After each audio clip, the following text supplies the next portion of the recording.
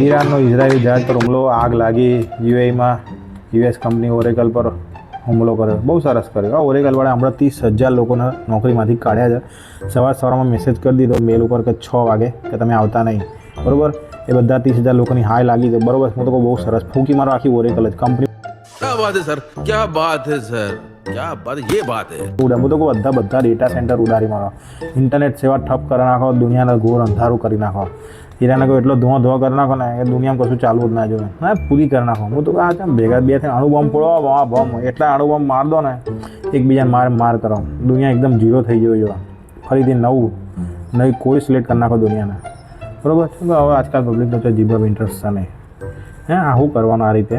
એલપીજીની લાઈનોમાં ઊભા રહેવાનો, પાણી માટે બૂમો, લાઇટો માટે બૂમો, શાકભાજી, ફ્રૂટ તો ન બનતા દેવાય.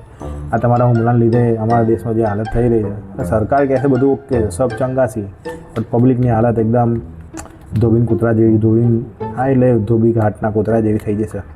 માર ખાઈ કંઈ